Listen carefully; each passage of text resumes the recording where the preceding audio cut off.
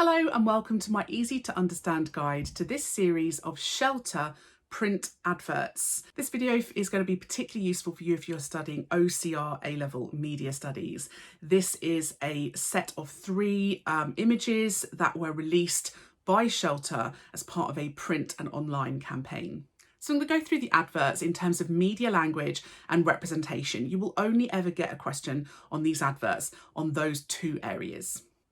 So the first thing you can see is that the choice of images are very close-up images of faces, and that is very bold and engaging. It draws your attention straight away, particularly because the people in those images are gazing at the audience with a direct gaze or a direct address. It feels like they're looking straight at us, which draws us in and gives us this feeling of a personal connection with these people. Their facial expressions are quite sad and quite serious, and that acts as a kind of enigma code. We immediately wonder why they're so sad. A lot of print adverts show people very smiley and glamorous and happy, so seeing quite an unusual representation of people in an advertising campaign makes us wonder why and makes us wonder what is wrong with them. The people chosen to be in this advert are really quite diverse. You've got both men and women, and it's quite hard to determine their age and their ethnicity. It's really interesting when you're looking at it. It doesn't immediately jump out to you whether they are, teenagers or in their 20s, 30s, 40s, 50s, and it's quite hard to determine if they are white, black, Asian, mixed race, Middle Eastern. It's really ambiguous, and I think the reason that they've done that is because they want the adverts to target a really wide range of people, because obviously this idea of homelessness and poverty affects a huge range of diverse people from diverse backgrounds. So what they didn't want to do was target a very specific audience and make assumptions about who is likely to be homeless. They tried to include quite a diverse, broad range of people from kind of ambiguous backgrounds in order to try and target as many people as possible and to really communicate that message that homelessness can happen to anybody. The wording on the adverts is bright red, bold, and sans serif, which means it's kind of very simplistic, doesn't have lots of fancy kind of curls or edges on it. It's nice, simple, bold font. And what that does is immediately connote danger. This idea of red is this idea of danger and a warning. It's bold, it draws our attention, engages the audience, and it makes it seem like this is something that's a really important issue. The wording that they've used communicates common fears that people have when they're in these situations.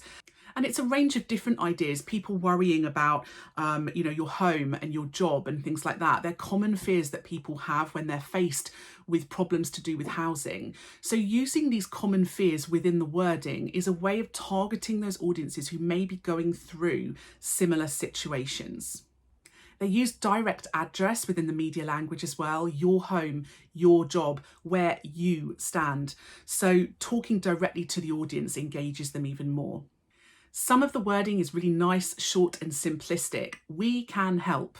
Very nice, simple phrase. It's short and simple, and the reason it is short and simple is because it immediately communicates to an audience that there isn't an easy solution, that supposedly shelter will be an easy way of trying to help yourself in that particular scenario.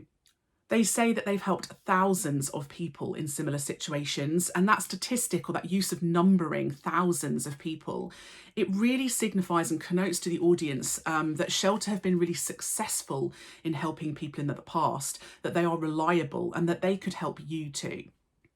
There's a use of a search bar image within the advert, and this is quite interesting because it clearly is targeting people who are now spending, and let's face it, it's all of us, that are now spending a lot of our time online. We know that we are not necessarily going to phone a helpline immediately, but Googling or searching for something online to get a bit more information is a bit less intimidating.